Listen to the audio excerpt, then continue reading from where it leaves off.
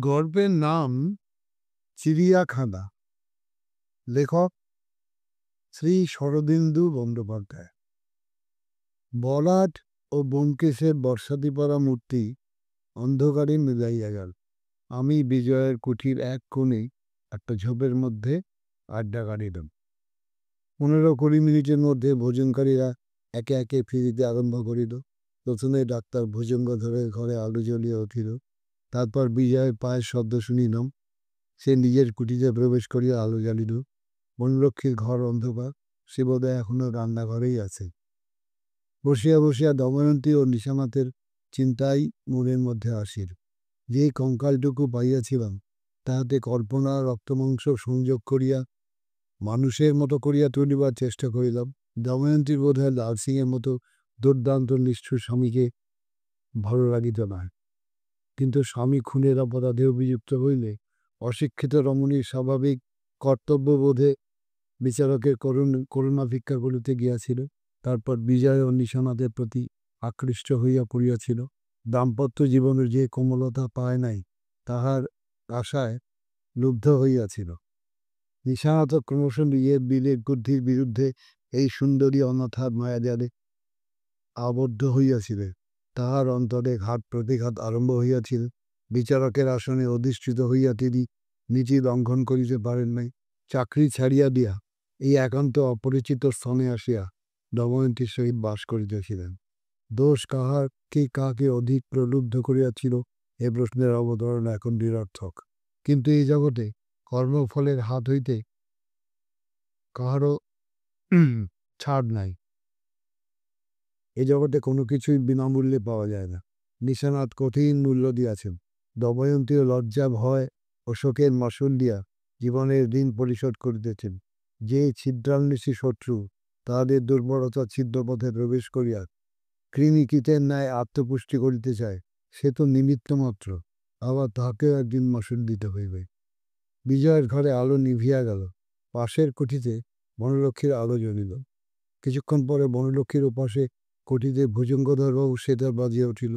কি সুর ঠিক জানি না, কিন্তু দ্রুত তাহার ছন্দ তাল, অসন্দিগ্ধ তাহার ভঙ্গি যেন বহির প্রকৃতির রসলতায় নতুন উদ্দীপনা প্রয়োগ করিবার প্রয়াস পাইতেছে। বিরোহী প্রিয়তমাকে আহ্বান করিতেছি। 10 মিনিট পরে সেতার থামিল। ভুজঙ্গধরবাবু আলো নিভাইলেন। কয়েক মিনিট পরে বড়লক্ষ্মীর আলো নিভিয়া গেল। সব কুঠিগুলি অন্ধকার। আপন আপন নিভৃত কক্ষে ইহারা কি করিতেছে, কি ভাবিতেছে, এই কলোনির তিমিরাবৃত বুকে কোন মানুষটির মনে কোন চিন্তার ক্রিয়া চলিতেছে।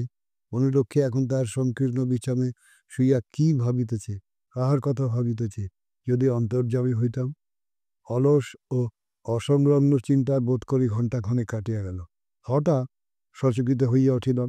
পায়ের শব্দ, দ্রুত অথচ সতর্ক। আমি যে ঝোপে লুকাইয়াছিলাম তাহার পাশ দিয়া বিজয় কুঠির দিকে যাইতেছে। অন্ধকারে কিছুই দেখিতে পাইলাম। যেখানে লুকাইয়া আছি সেখান হইতে বিজয়ের সদর দরজা 10-12 হাত দূরে। শুনিতে পাইলাম খুটখুট শব্দে দরজায় টোকা পড়িল। তারপর দ্বার খোলার শব্দে পাইলাম। তারপরে আবার সব নিস্তব্ধ। এই সময় আকাশের অবগুণ্ঠিত বধূ একবার মুচকি হাসিল। আর 8 মিনিট আগে যদি হাসিত, বিজয়ের নৈশ অতিথিকে দেখিতে পাইতাম।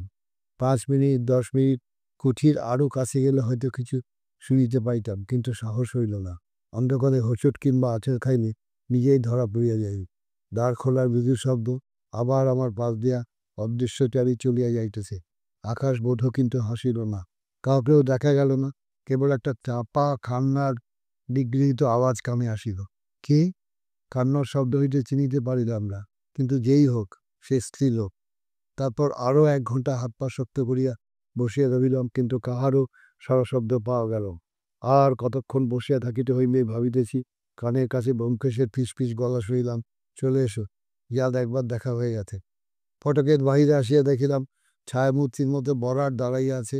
3 জনে ফিরিয়া চলিলাম। ব্যোমকেশ বলিল, কে কি দেখলে বলো? অজিত, তুমি প্রথমে বলো। আমি যা শুনিয়াছিলাম বলিলাম। ব্যোমকেশ নিজে রিপোর্ট দিলে। আমি একজনকে নেপালবাবুর খিড়কি দিয়ে বেরোতে শুনেছি। নেপালবাবু নয়, কারণ পায়ে শব্দ হালকা। 15-20 মিনিট পরে তাকে আবার ফিরে আসতে শুনেছি। ইন্সপেক্টর বরাট, আপনি? বড় বলল, আমি দময়ন্তীর বাড়ি থেকে কাউকে বেরোতে শুনিনি, কিন্তু অন্য কিছু দেখেছি। কি? বনলক্ষ্মীকে তার ঘর থেকে বেরোতে দেখেছে। আমি ছিলাম দময়ন্তীর বাড়ির পিছনের ঘরে, বনলক্ষ্মীর ঘরে আলো দেখতে পাচ্ছিল। তারপর আলো নিভে গেল, আমি সেই দিকে তাকিয়ে রইলাম। একবার একটু বিদ্যুৎ চমকালো, দেখলাম বনলক্ষ্মী নিজের কুঠি থেকে বেরোচ্ছে। কোন দিকে গেল তা জানি, আর তো বিদ্যুৎ চমকায়নি। কিছুক্ষণ নীরবে চলিবার পর ব্যোমকেশ একটা বিশ্বাস ফেলিয়া হইল। মুশকিল মিয়ার বউ মিথ্যে কথা বলে না। এখন কথা হচ্ছে, বিজয়ের ঘরে যে গিয়েছিল সে কে? মুকুল না বনলক্ষ্মী? যদি বনলক্ষ্মী বিজয়ের ঘরে গিয়ে থাকে, তবে মুকুল কোথায় গিয়েছিল? শেষ রাত্রির দিকে কলকাতায় ফিরিয়া পরদিন সকালে ঘুম ভাঙিতে দেরি হইল। শয্যা ত্যাগ করিয়া দেখিলাম আকাশ জলভারাক্রান্ত হইয়া আছে, আজও মেঘ কাটে নাই। বসিবার ঘরে গিয়া দেখি তক্তপোষের উপর ব্যোমকেশ ও আর একজন চায়ের পেয়ালা লইয়া বসে আছে। আমার আগমনে লোকটি ঘাট ফিরাইয়া দন্ত বাহির করিল, দেখিলাম বিকাশ। আমিও তক্তপোষে গিয়া বসিলাম। বিকাশের বুকখানা বখাটে ধরনের, কিন্তু তাহার দাঁত খিচানো হাসিতে একটা আপন করা ভাব আছে। তাহার বাচনভঙ্গিও অত্যন্ত সিধা ও বস্তুনিষ্ঠ। সে বলিল, ১৯ নম্বরে গিয়ে যান কয়লা হয়ে গিয়েছে স্যার। ব্যোমকেশ বলিল, কি দেখলেন, কি শুনলেন বলুন। বিকাশ সখবেই বলিল, কি আর দেখবো শুনবো স্যার, একেবারে রজ্ঝর মাল, 1915 মডেল। ব্যোমকেশ তাড়াতাড়ি বলিল, হ্যাঁ হ্যাঁ বুঝেছি, ওখানে গিয়ে কি খবর পেলেন তাই বলুন। বিকাশ বলিল, খবর কিচ্ছু নেই, ও বাড়িতে দুটো বস্তা পচা স্ত্রীলোক থাকে। দুটো? ব্যোমকেশের স্বর উত্তেজিত হয়ে উঠিল। আগে বাড়িতে ৩টে ঘর আছে, কিন্তু স্ত্রীলোক দুটোই থাকে। ঠিক দেখেছেন তো? দুটোর বেশি নেই। বিকাশের আত্মসম্মানে আঘাত লাগিল। দুটোর জায়গায় যদি ২.৫টে বেরোয় স্যার, আমার কান কেটে নেবেন। অমন ভুল বিকাশ দত্ত করে না। না না, আপনি ঠিকই দেখেছেন, কিন্তু তৃতীয় ঘরে কি কেউ থাকে না? ঘরটা খোলা পড়ে থাকে। খোলা পড়ে থাকবে কেন স্যার? বাড়িওয়ালা ও ঘরটা নিজের দখলে রেখেছে, মাঝে মাঝে আসে তখন থাকে। ও! ব্যোমকেশ আবার নিস্তেজ হইয়া পড়িল। তারপর বিকাশ আরও কয়েকটা খুচরো খবর দিল, কিন্তু তাহা নিতান্তই অপ্রাসঙ্গিক এবং ছাপার অযোগ্য বলিয়া উহা উজ্জ্ব রাখিলাম। বিকাশ চলিয়া যাইবার পর প্রায় ১৫ মিনিট ব্যোমকেশ চুপ করিয়া বসিয়া রহিল। তারপর লাফাইয়া উঠিয়া বলিল, ব্যাস, লাইন ঠিক করে ফেলেছি। অজিত, তুমি নিচের ডাক্তারখানা থেকে কিছু ব্যান্ডেড, তুলো আর ১ শিশির ৩-৪ আয়োডিন কিনে নিয়ে এসো তো। অবাক হইয়া বললাম, কি হবে ওসব? দরকার আছে, যাও। আমি ইতিমধ্যে কলোনিতে টেলিফোন করি। হ্যাঁ, গোটা ২ বেশ পুরু খাম মণিহারি দোকান থেকে কিনে আনো তো, বলিয়া সে টেলিফোন তুলিয়া লইল। আমি জামা পরিতে পরিতে শুইলাম, সে বলিতেছে, হ্যালো, ও কে, বিজয়বাবু? একবার নেপালবাবুকে ফোনে ডেকে দিন তো, বিশেষ দরকার। সদা করিয়া ফিরিয়া আসিয়া দেখিলাম ব্যোমকেশ টেলিফোনে বাক্যালাপ শেষ করিয়াছে। টেবিলে ঝুঁকিয়া বসিয়া ২টি ফটোগ্রাফ দেখিতেছে। ফটোগ্রাফ ২টি সুনয়নার, রমেনবাবু যাহা দিয়াছিলেন। আমাকে দেখিয়া সে বলিল, এবার মন দিয়ে শোনো। ২টি খামে ২টি ফটো পুড়িয়া সযত্নে আঠা জুড়িতে জুড়িতে ব্যোমকেশ বলিল, আমি কিছুদিন থেকে একটা দুর্দান্ত গুন্ডাকে ধরবার চেষ্টা করছি। গুন্ডা কাল রাত্রে বাদুড়বাগানের মোড়ে আমাকে ছুরি মেরে পালিয়েছে। আঘাত গুরুতর নয়, কিন্তু গুন্ডা আমাকে ছাড়বে না, আবার হয়তো চেষ্টা করবে। আমি তাকে আগে ধরবো, কিংবা সে আমাকে আগে মারবে, তা বলা যায় না। যদি সে আমাকে মারে, তাহলে গোলাপ পূরণীর রহস্যই থেকে যাবে। তাই আমি একটা উপায় বার করেছি। এই ২টি খামে ২টি ফটো রেখে যাচ্ছি। একটি খাম নেপালবাবুকে দেব, অন্যটি ভুজঙ্গধরবাবুকে। আমি যদি ২-৪ দিনের মধ্যে গুন্ডার ছুরিতে মারা যাই, তাহলে তারা খাম খুলে দেখবেন আমি কাকে করণীর হত্যা সম্পর্কে সন্দেহ করি। আর যদি গুন্ডাকে ধরতে পারি, তখন আমার অপঘাত মৃত্যুর সম্ভাবনা অনেক কমে গেল। তখন আমি খাম দুটি ওদের কাছ থেকে ফেরত নিয়ে নেব, এবং গোলাপ কলোনির অনুসন্ধান যেমন চালাচ্ছি তেমনি চালাতে থাকবো। বুঝতে পারলে? বললাম, কিছু কিছু তো বুঝেছি, কিন্তু এই অভিনয়ের ফল কি হবে? ব্যোমকেশ বলিল, ফল হয়তো কিছুই হবে না, এখনো জানি না। মা কলেশু, নেপালবাবু ১২টার আগেই আসতেন। তুমি এই বেলা আমার হাতে ব্যান্ডেজটা ঠিক করে বেঁধে দাও। আর তোমাকে কি করতে হবে শুনো। আমি তার বাঁ হাতের প্রভাণ্ডে ব্যান্ডেজ বাঁধিতে বাঁধিতে বলিলাম, কামিজের আস্তিনে বলিলাম, ৩-৪ আইডিনে তুলো ভিজাইয়া বেশ মোটা করিয়া টাকার মতো পট্টি বাঁধিয়া দিয়ে বলিলাম, এতে হবে? কামিজের আস্তিনে ব্যান্ডেজ ঢাকা দিয়া একখানি ন্যাকড়া দিয়ে হাতটা গলা হইতে ঝুলাইয়া দিল। এই সঙ্গে ব্যোমকেশ আমার কর্তব্য সম্বন্ধে আমাকে উপদেশ দিল। বেলা 11টার সময় দ্বারের কড়া নড়িয়া উঠিল। আমি দ্বারের কাছে গিয়া সশঙ্ক কণ্ঠে বলিলাম, কে? আগে নাম বলো, তবে দোর খুলব। ওপর হইতে আওয়াজ আসিল, আমি নেপাল গুপ্ত। সন্তর্পণে দ্বার একটু খুলিলাম। নেপালবাবু প্রবেশ করিলে আবার হুড়কা লাগাইয়া দিলাম। নেপালবাবুর মুখ ভয় ও সংশয় বিবর্ণ হইয়া গেল। তিনি বলি উঠিলেন, এ কি, মতলব কি আপনাকে? ব্যোমকেশ তক্তপোশের উপর বালিশে পিঠ দিয়ে অর্ধশয়ন ছিল। ক্ষীণ কণ্ঠে বলিল, ভয় নেই নেপালবাবু, এদিকে আসুন, সব বলছি। নেপালবাবু দ্বিধাজড়িত পদে ব্যোমকেশের পাশে গিয়ে দাঁড়াইলেন। ব্যোমকেশ ফ্যাকাশে হাসিয়া হাসিয়া বলিল, বসুন, টেলিফোনে সব কথা বলা হয়নি, পাছে জানাজানি হয়ে যায়। আমাকে গুন্ডা ছুরি মেরেছে, কাল্পনিক গুন্ডার নামে অজস্র মিথ্যা কথা বলিয়া শেষে কইল, আপনি কলোনির মধ্যে একমাত্র লোক যার বুদ্ধির প্রতি আমার শ্রদ্ধা আছে। যদি আমার ভালো মন্দ কিছু হয়, তাহলে এই খামখানা আপনার কাছে রেখে যাচ্ছি। আবার মৃত্যু সংবাদ যদি পান, তখন খামখাবার খুলে দেখবেন, কার ওপর আমার সন্দেহ বুঝতে পারবেন। তারপর যদি অনুসন্ধান চালান, অপরাধীকে ধরা খুব একটা শক্ত হবে না। আমি পুলিশকে আমার সন্দেহ জানিয়ে যেতে পারতাম, কিন্তু পুলিশের ওপর আমার বিশ্বাস নেই, ওরা সব ভণ্ডুল করে থাকে। শুনিতে শুনিতে নেপালবাবুর সংশয় সংখ্যা খানিকটা কাটিয়া গিয়াছিল। মুখে সদম্ভ প্রফুল্লতা ফুটিয়া উঠিয়াছিল।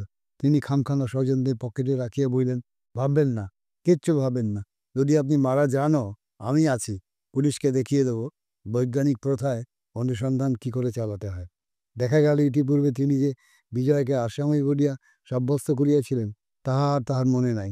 বোধহয় বিজয়ের সহিত তার একটা বোঝাপড়া হইয়া গিয়াছে। ব্যোমকেশ বলিল, কিন্তু একটা কথা, আমার মৃত্যু সংবাদ না পাওয়া পর্যন্ত কিন্তু খাম খুলবেন না। গুন্ডাটাকে যদি জেলে পুঁততে পারি, তাহলে আর আমার প্রাণহানির কোনো ভয় থাকবে না। তখন কিন্তু খামখানি যেমন আছে ঠিক তেমনি অবস্থায় আমাকে ফেরত দেবেন। নেপালবাবু একটু দুঃখিতভাবে শর্ত স্বীকার করিয়া লইলেন। তিনি প্রস্থান করিলে ব্যোমকেশ উঠিয়া বলিল, অজিত, হরিরামকে বলে দাও এবেলা কিছু খাবো না। খাবে না কেন? খিদে নেই বলিয়া সে একটু হাসিল। আমি বেলা 1টা নাগাদ আহারাদি শেষ করিয়া আসিলে ব্যোমকেশ বলিল, এবার তুমি টেলিফোন করো। আমি কলোনিতে টেলিফোন করিলাম। বিজয় ফোন ধরিল। বললাম, ভুজঙ্গধরবাবুকে একবার ডেকে দিন তো। ভুজঙ্গধরবাবু আসিল। বললাম, ব্যোমকেশ অসুস্থ, আপনার সঙ্গে একবার দেখা করতে চায়, আপনি আসতে পারবেন? মুহূর্তকাল নীরব থাকিয়া তিনি বললেন, নিশ্চয়, কখন আসবো বলুন? 4টের সময় এলেই হবে, কিন্তু কাউকে কোনো কথা জানাবেন না, গোপনীয় ব্যাপার, বুঝলেন? আচ্ছা। 4টের কিছু আগেই ভুজঙ্গধরবাবু আসিলেন। দ্বারের সম্মুখে আগের মতোই অভিনয় হইল। ভুজঙ্গধরবাবু চমকিত হইলেন।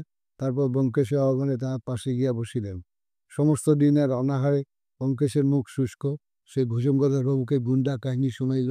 ভুজঙ্গধরবাবু তার নাড়ি দেখিলেন, বললেন, একটু দুর্বল হয়েছেন। ও কিছু না। ব্যোমকেশ, কেন সমস্ত দিন উপবাস করিয়া আছি বুঝিলাম, ডাক্তারের চোখে ধরা পড়িতে চায় না। ভুজঙ্গধরবাবু বললেন, যাক, আসল কথাটা কি বলুন তো? আজ তাহার আচরণে চপলতা নাই, একটু গম্ভীর প্রকৃতির। ব্যোমকেশ আসল কথা বলিল। ভুজঙ্গধর সমস্ত শুনিয়া এবং খামখানি একটু সন্দিগ্ধভাবে পকেটে রাখিয়া বললেন, এসব দিকে আমার মাথা খোয়াটে খোলে না। যাই হোক, যদি আপনার ভালো মন্দ কিছু ঘটে, আশা করি সেরকম কিছু ঘটবে না, তখন যথাসাধ্য চেষ্টা করব। আপনি বোধহয় এখনও নিঃসন্দেহ হতে পারেননি, তাই ঝেড়ে কাটছেন না, কেমন? ব্যোমকেশ বলিল, হ্যাঁ, নিঃসন্দেহ হতে পারলে আপনাকে তো কষ্ট দিতাম না, শটান পুলিশকে বলতাম, ওই তোমার আসেন। আরও কিছুক্ষণ কথাবার্তার পর চা ও সিগারেট সেবন করিয়া ভুজঙ্গধরবাবু বিদায় লইলেন। আমি জানলার ধারে দাঁড়াইয়া দেখিলাম তিনি ট্রাম ধরিয়া শিয়ালদার দিকে চলিয়া গেলেন। ব্যোমকেশ এবার গা ঝাড়া দিয়া উঠিয়া বলিল, আমি मैं भूखा हूँ। পুটিরাম,